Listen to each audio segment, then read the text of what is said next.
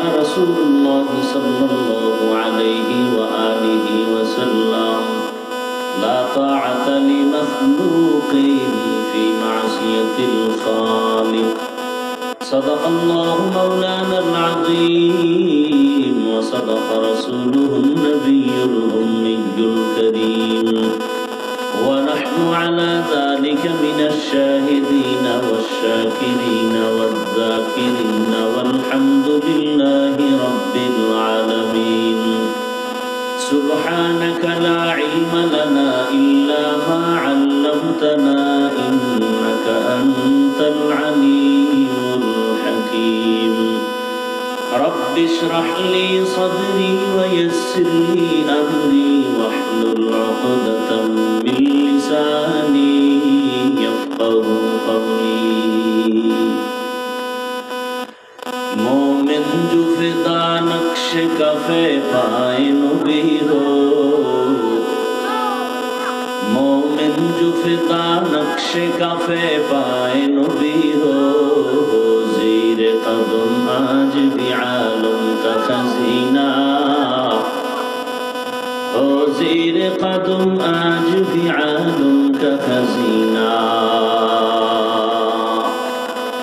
गर सुन्नत नबवी की करे पैरवी उम्मत गर सुन्नत नबवी की करे पैरवी उम्मत तूफान से निकल जाएगा फिर इसका सफीना तूफान से निकल जाएगा फिर इसका सफीना आशिक हो मेरा दरे शहंशाह दो आलम आशिक हो मेरा दरे शहंशाह दो आलम मिश्को से ज्यादा मुबारक जिसका पसीना मिश्को से ज्यादा मुबारक जिसका पसीना कर दिल में तड़प हो मेरे आका का जियारा कर दिल में तड़प हो मेरे आका का जियारा एक आन में आए नबी दिखला दे मदीना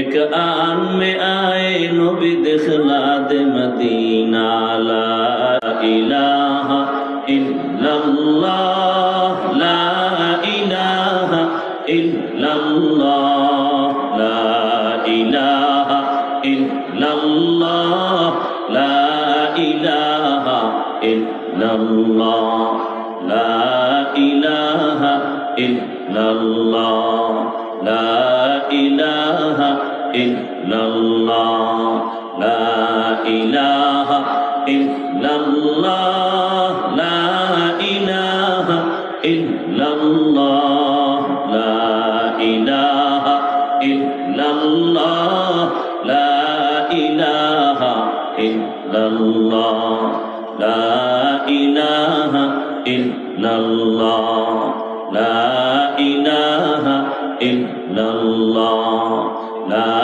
इलाहा इल्लल्लाह ला इलाहा इल्लल्लाह मुहम्मदुर रसूलुल्लाह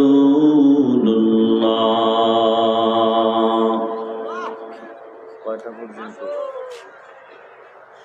হ্যাঁ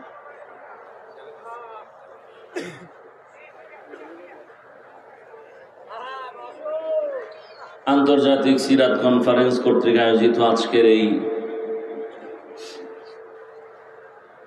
ঐতিহ্যবাহী সাহারাওয়ার্দী উদ্যানে আয়োজিত মহা এ সম্মেলনে উপস্থিত মুহতারাম সম্মানিত সভাপতি প্রধান অতিথি বিশেষ অতিথিবৃন্দ হযরত উলামায়ে কেরাম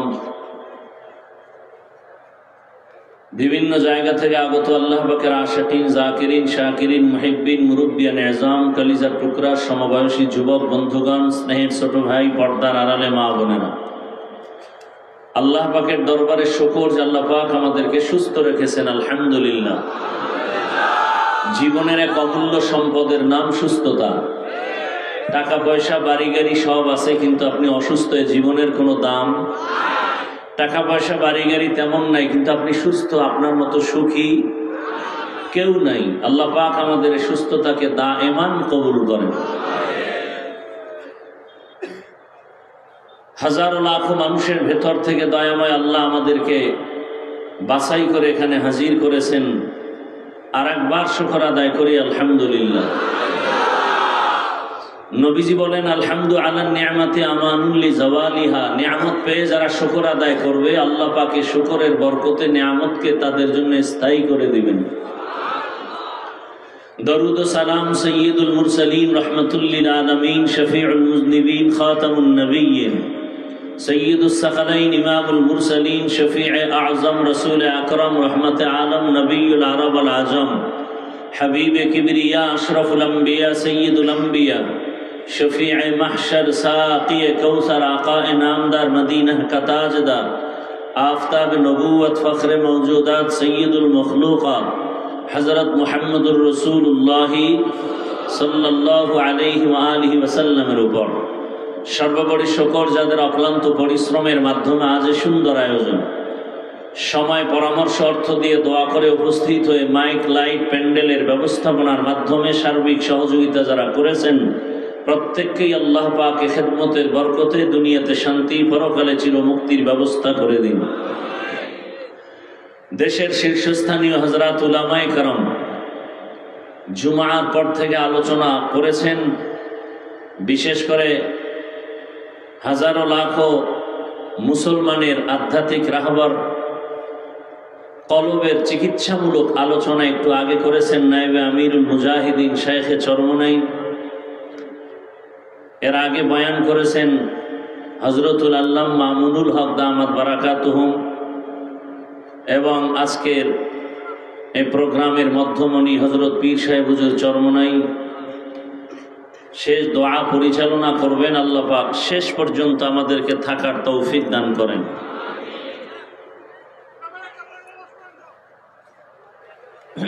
কথা না বলি ভাই, ইশারায় কাজ করি। এত যদি গরম থাকে তো সমস্যা। আল্লাহ সবাইকে হেদায়াতের দৌলত দান করেন। আমি আপনাদের দোয়া নেওয়ার জন্য আসছি এবং খুব সংক্ষেপ দু চারটি কথা বলার নিয়তে কোরআনে হাকিমের এক আয়াত, রাসূলের একটি হাদিস পড়েছি। উলামায়ে কেরাম যে আলোচনা করেছেন করবেন, সমস্ত কথাগুলো সহি তরিকায় আল্লাহ আমাদের আমল করার তৌফিক দান করেন। উলামায়ে কেরামের ইজ্জতকে আল্লাহ বেশি বেশি বাড়ায় দেন। যারা বিভিন্নভাবে উলামায়ে কেরামের ইজ্জতকে নষ্ট করার জন্য চক্রান্ত করে, লেখার মাধ্যমে বলার মাধ্যমে আল্লাহ তাদের হেদায়াত দান করেন।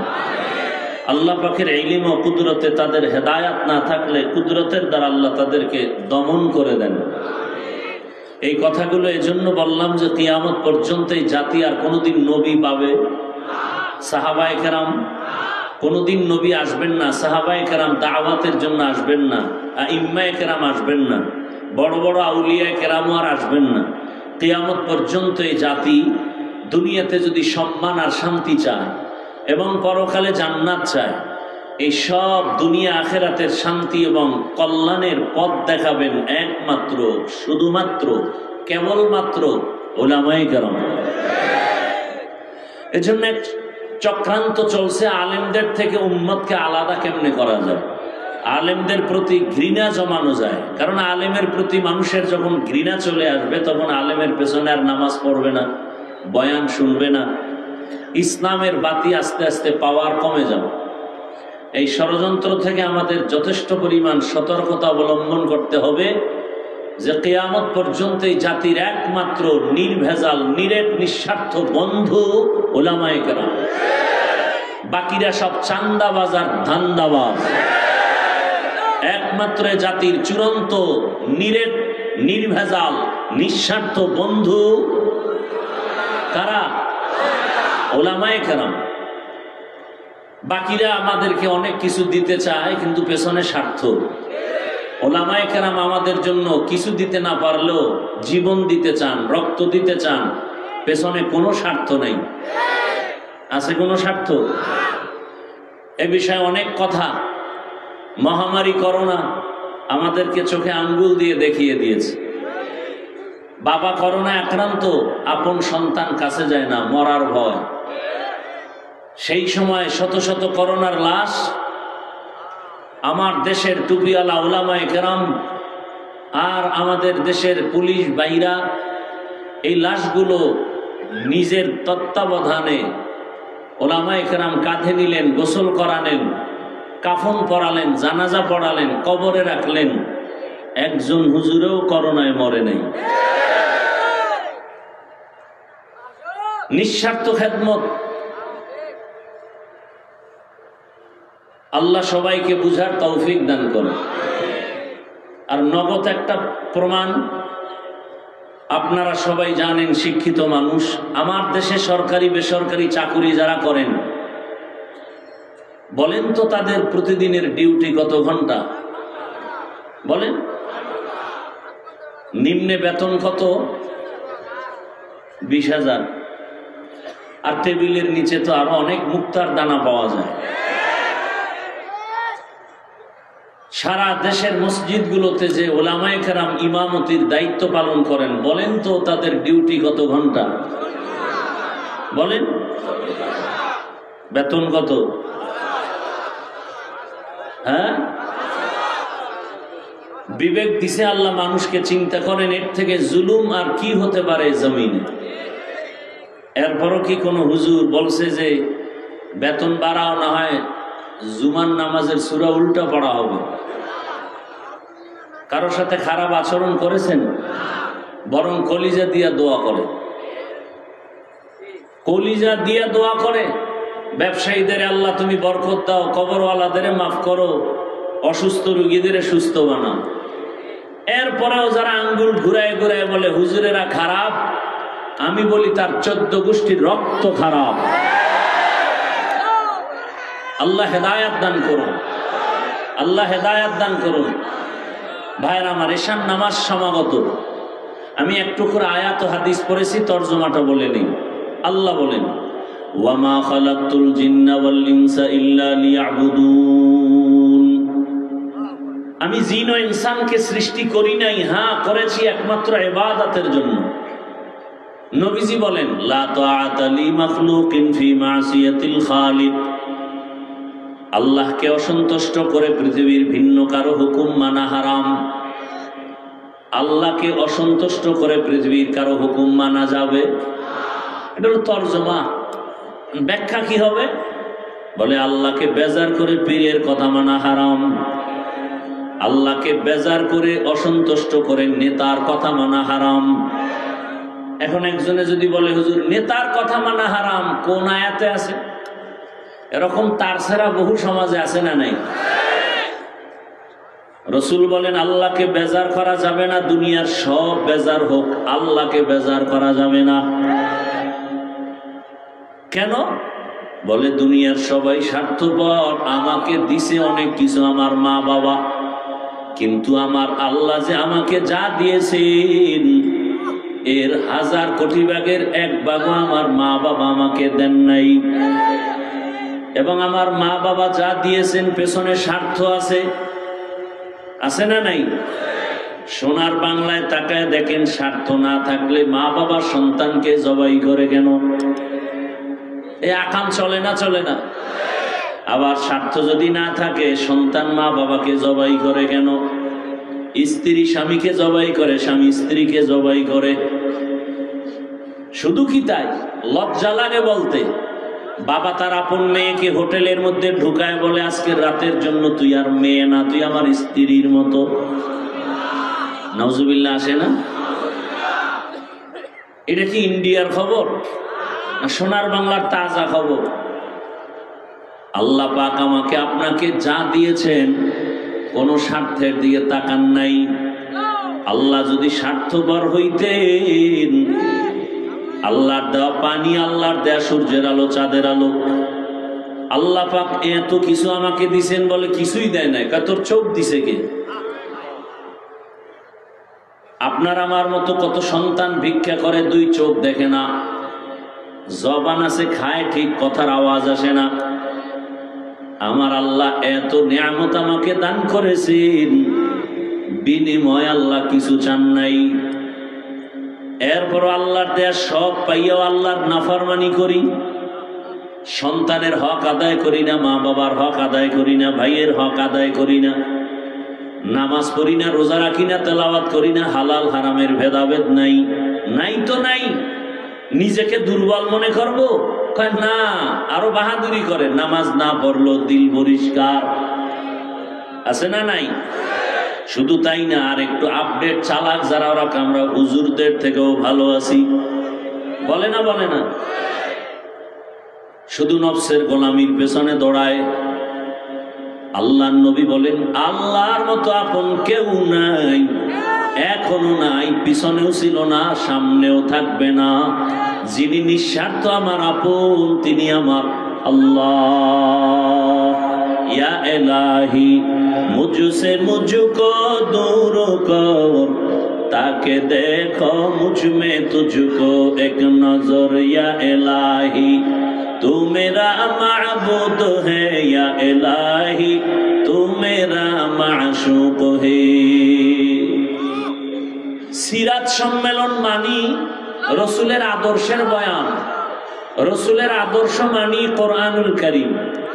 টোটাল কোরআন রসুলের সিরাত, কোরআনের যত আলোচনা হবে সব সিরাতের আলোচনা।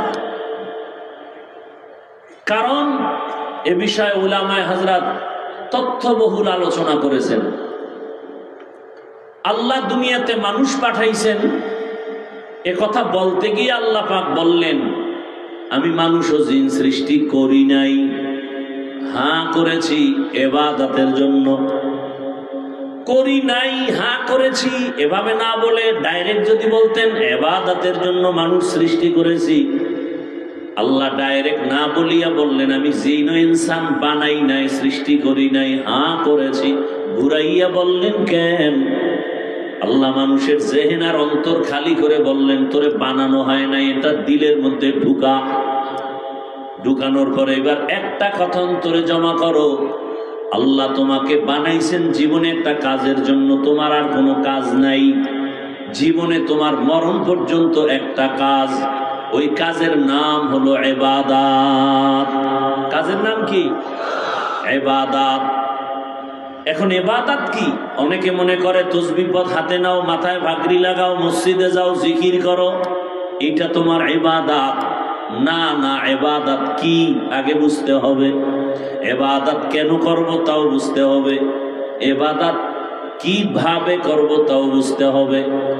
ইবাদত কি, ইবাদত কেন, ইবাদত কিভাবে, এই তিনটা কথা বুঝার চেষ্টা করি খুব সংক্ষেপ টাইমে। ইবাদত মানুষের জীবনের প্রতিটি পরতে পরতে ক্ষেত্রে আল্লাহর হুকুম কায়েম করা, বাস্তবায়ন করার নাম ইবাদত। মানুষের জীবনের শুরু শেষ প্রত্যেকটা সেক্টরে আল্লাহর হুকুম মানা, হুকুম মেনে চলার নাম। মা খালাকতুল জিন্না ওয়াল ইনসি বাখা জুজ ইবাদাত নিস্তে মাকসুদ আজ্জাহা। আল্লাহর হুকুম নাই এমন কোন কাজ আছে? আপনি ব্যক্তি জীবনে আপনি আল্লাহর হুকুম চালু করেন ইবাদত, পরিবারে আল্লাহর হুকুম চালু করবেন ইবাদত, জীবনে যা করবেন সব ইবাদত। এমন কোন কাজ নাই যেটা ইবাদত হবে না। সেই ইবাদতটা কেন করব? একমাত্র কারণ রবের সাথে হবে মুলাকাত, বিনিময় আমরা পুরস্কার পাবো জান্নাত। ইবাদত করব কেন? আল্লাহর মুলাকাতের জন্য। কার জন্য বলেন? আল্লাহর মুলাকাতের জন্য। ফামান কানা ইয়ারজু লিকা রাব্বিহি ফালইআমাল আমালান সালিহা ওয়া লা ইউশরিক বিইবাদাতি রাব্বিহি আহাদা। রবের যারা মুলাকাত চায় নবী জানায় দেন, তারা নেক আমল করবে, তবে সাবধান, আমলের মধ্যে যেন, ইবাদতের মধ্যে যেন শিরিকের গন্ধ না থাকে। কারণ শিরিকের মধ্যে যারা ঢুকবে তাদের জন্য জান্নাত হারাম। ওয়া মান ইউশরিক বিল্লাহ ফাকাদ হারামাল্লাহু আলাইহিল জান্নাহ। রবের সাথে হবে মোলাকাত, বিনিময়ে পুরস্কার পাবো কি? ইন্নাল্লাযীনা আমানু ওয়া আমিলুস সালিহাত কানাত লাহুম জান্নাতুল ফিরদাউসি নুজুলা। ইবাদত কি? বলে জীবনে আল্লাহর হুকুম মানার নাম। ইবাদত কেন করব? রবের সাথে মোলাকাত, পুরস্কার পাবো জান্নাত। ইবাদত কিভাবে করব? সিস্টেম কি হবে? ডাক্তার বলে দিবে? বলে না, ইবাদতের একমাত্র সিস্টেম রহমতের নবীর আদর্শ অনুযায়ী তুমি ইবাদত করো। কারণ এই জমিনে একটা মাত্র আদর্শই পিওর এবং পবিত্র, সেই আদর্শ হলো মদিনাওয়ালা নবীর আদর্শ। এক কথায় দুনিয়ার সব আদর্শগুলো নাপাক, রহমতের নবীর আদর্শই হলো পাক। দুনিয়ার সব আদর্শ নাপাক, কার আদর্শ পাক? ইমামুল আউয়ালিন আল আখিরিন বহরে সদকা রহমাতাল লিল আলামিন সাইয়্যিদুল কাউনাইন খাতমুল মুরসালিন আখির আমদ বুদে ফখরুল আউয়ালিন। দুনিয়ার সবার আদর্শ নাপাক, একমাত্র রসুলের আদর্শই হলো পাক। দুনিয়ার অন্যদের আদর্শ নাপাক কেন?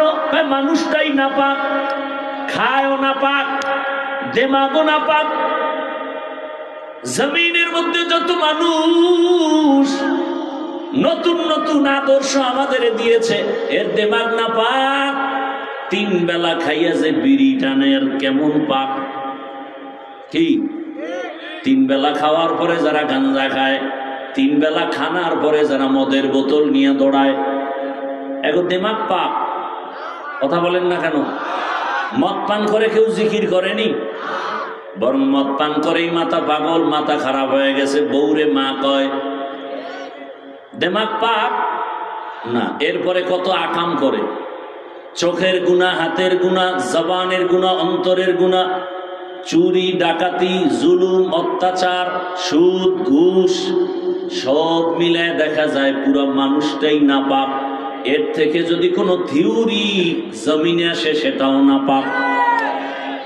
আর আমার রসুলের আদর্শ কেমন পাক? আমার রহমতের নবী নিজেই পাক। আমেনা বলেন, দুনিয়ার নারীরা বাচ্চা গর্ভে আসার পরে মাথা ব্যথা, পেটে ব্যথা, কত রোগ। আর আব্দুল্লাহর সন্তান মুহাম্মদ আমার গর্ভে আসছে, আমার কোনো রোগ নাই। দুনিয়াতে বাচ্চা আসার আগে মা পাগলের মতো কান্নাকাটি করে চিৎকার, আমি আমেনার কিছু হয়নি। জমিনে বাচ্চাগুলো আসিয়া কান্নার আওয়াজ। আর আমার সন্তান মুহাম্মদ দুনিয়াতে আসা মাত্র শুকর আদায় করেছেন আমার রবের শুকর। দুনিয়ার বাচ্চা আসে খতনাবিহীন, আমার সন্তান মুহাম্মদ আসে খতনাকৃত অবস্থায়। এবং আমার সন্তান এতটাই পাক, শিশুবেলা হইতে সব বাচ্চা ল্যাংটা থাকে, কিন্তু আমার মুহাম্মদের শরম জমিনের কেউ দেখতে পারে নাই শিশুবেলাই থেকে।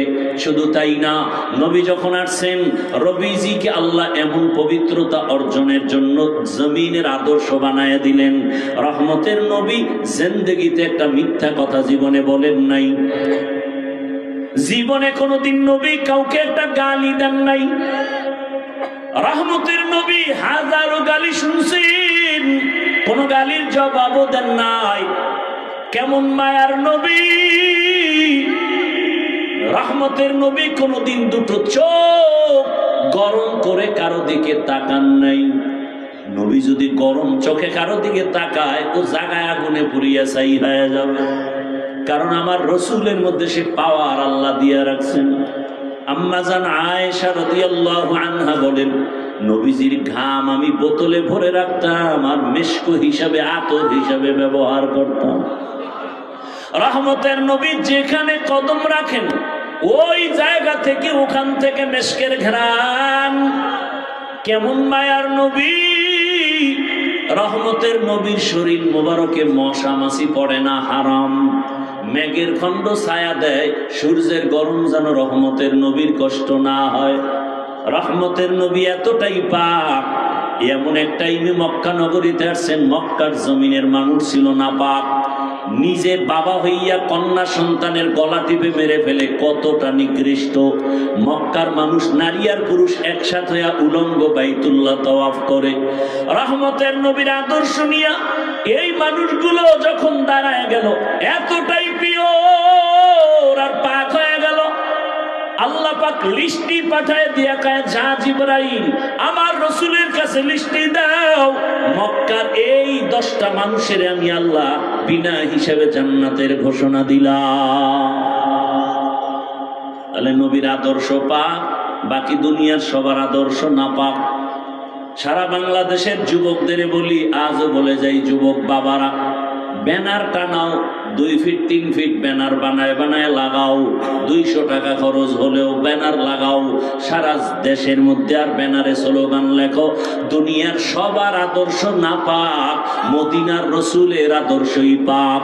আর একটা ব্যানার বানাও, ওই ব্যানারে লেখো, আল্লাহর জাতের কসম, আমার এই জমিনে যতদিন পর্যন্ত রসুলের আদর্শ কায়েম হবে না, ততদিন পর্যন্ত চাপাবাজি চলবে, জমিনে শান্তি আসবে না। চাপাবাজি চলবে, দিয়ে দিব সব, এইভাবে চলবে, জমিনে শান্তি আসবে না। শান্তির ঠিকানার নাম ইসলাম। শান্তির ঠিকানার নাম কি? ইসলাম। ইসলাম ছাড়া সব অশান্তি। এইবার আল্লাহ তাআলা রহমতের নবী পাঠায় দিলেন, শান্তির দূত বানায়া, আল্লাহর কোরআনও দিয়া দিলেন। এই কোরআন আর রসুলের আদর্শ দুই জিনিস যারা মানবে, এদের জন্য দুনিয়ায় শান্তি, পরকালেও শান্তি, দুনিয়ায় সম্মান, পরকালেও সম্মান। এরে নবীর উম্মতের দল, আল্লাহর কোরআন রসুলের আদর্শ ছাড়াই জমিনে শান্তি কোনোদিন কেউ দিতে পারে নাই, কিয়ামত পর্যন্ত পারবেও। আচ্ছা বলেন তো, আমরা যে কোরআন রসুলের আদর্শ মানি, ইসলাম মানি, এটা একটু একটু দুর্বল না? কি বলেন আপনারা? আল্লাহর কোরআন রসুলের আদর্শ ইসলাম এগুলো দুর্বল? মোটেও দুর্বলতা নাই। অনেকেই বলে মানুষের জীবনের সব বিষয়ের সমাধান ইসলামে, কোরআন হাদিসে আছে না নাই? বলেন। কোন বিধর্মী জিগাইল, ও ভাই তোমার ইসলাম কেমন? তা আপনি কি বলবেন? যে মানুষের সব বিষয়ের সমাধান আছে, তবে একদিক থেকে আমাকে কোরআন আর ইসলাম একটু দুর্বল। বলে সেটা কি? বলে রাষ্ট্রের ব্যাপারে ইসলামে কিছু নাই, কোরআনে কিছু নেই। কি আপনার একমত এই কথায়? আছে? তাহলে কেন বলেন ইসলামে রাজনীতি নাই? কেন বলেন? বরং আমি বলি, সূর্যের সাথে আলোটা যেমন লাগানো, রাজনীতির মধ্যে ইসলাম নাই তো এটা রাজনীতি থাকে না, এটা দুর্নীতি হয়, পেটনীতি হয়। পৃথিবীতে রাজনীতি মানি ইসলাম। সুলাইমান পয়গম্বর গোটা দুনিয়া চালান নাই, বাদশা জুলকারনাইন গোটা দুনিয়া চালান নাই, ইউসুফ নবী মিশরের অর্থমন্ত্রী ছিলেন না, রহমতের নবী মদিনার রাষ্ট্র পরিচালনা করেন নাই। তাহলে আমি বলি, ফুলের সাথে যেমন ঘেরানটা লাগানো, ঠিক রাজনীতি আর ইসলাম আর কোরআন একসাথে লাগানো। ফুলের থেকে ঘেরান আলাদা হলে যেমন ফুলের কোনো দাম নাই, রাজনীতির থেকে আল্লাহর দ্বীন, ইসলাম, নবীর আদর্শ আলাদা করলে ওটা রাজনীতি থাকে না, দুর্নীতি হয়ে যায়। হ্যাঁ, আপনি রাজনীতি করেন না সেটা আলাদা, এখানে বহু আল্লাহর বান্দা আছে। নামাজ না পড়া এক জিনিস, নামাজের বিরোধিতা করা আর এক জিনিস। যে নামাজ পড়ে না তাকে গালি দেওয়া যাবে না, কারণ তার অন্তরে আগ্রহ আছে, সুযোগ পেলে পড়বে। আর যে ব্যক্তি নামাজ পছন্দ করে না তাকে ছাড় দেওয়া যাবে না, কেন? তার ঈমান বিদায়ের পথে। যে আল্লাহর পর্দার বিধান মতো পর্দা করে না সে মুমিন, তাকে গালি দেওয়া যাবে না। যে পর্দার বিধানের বিরোধিতা করবে তারে ছাড় দেওয়া যাবে না, কারণ সে বেঈমান। যে দাড়ি রাখে না তাকে গালি দেওয়া যাবে না, সে মুমিন। কিন্তু যে দাড়ি পছন্দ করে না তাকে ছাড় দেওয়া যাবে না, সে বেঈমান। ইসলামী রাজনীতি যে করে না তাকে গালি দেওয়া যাবে না, সে মুমিন। সুযোগ পেলে করবে, কিন্তু যারা ইসলামী রাজনীতি পছন্দ করে না তাকে ছাড় দেয়া যাবে না, সে ইসলামের ব্যানারে বেঈমান। তুকু যাও সুন্নতে আহমদ কো যা পা মুহাম্মদ কে বুয়দ নিসবত তোরা من أحبا सुन्नती कौले रसूल मजदे काना माई हम कुन कबूल। इबादत की আল্লাহর হুকুম জীবনে বাস্তবায়ন করার নাম ইবাদত। ইবাদত কেন করব? এক নাম্বার টার্গেট রবের সাথে হবে মোলাকাত, দ্বিতীয় পুরস্কার হিসাবে পাবো আমরা জান্নাত। ইবাদত কোন সিস্টেমে করব? একমাত্র মদিনাওয়ালা রাসূলের আদর্শ অনুযায়ী। নবীর আদর্শে ব্যবসা করেন ইবাদত, নবীর আদর্শ মেনে চাকরি করেন ইবাদত, নবীর আদর্শ মেনে ঘুমান ইবাদত, নবীর আদর্শ মেনে আপনি হাসি দিবেন ইবাদত। আর নবীর আদর্শ বাদ দিয়া নামাজ পড়বেন, কাজে লাগবে না। নবীর আদর্শ বাদ দিয়া রোজা রাখবেন, কাজে আসবে না। সব কিছু হতে হবে নবীর আদর্শ অনুযায়ী। আর নবীর আদর্শ নাই এমন কোনো কাজ নাই। আঙ্গুলের নখগুলো কেমনে কাটবেন সেখানেও নবীর আদর্শ, চুলগুলো কেমনে রাখবেন কাটবেন সেখানেও নবীর আদর্শ। বুঝাইতে পারছি তো? তাহলে নবীর আদর্শ পারফেক্ট এবং পিওর পবিত্র, বাকি সব আদর্শ নাপাক।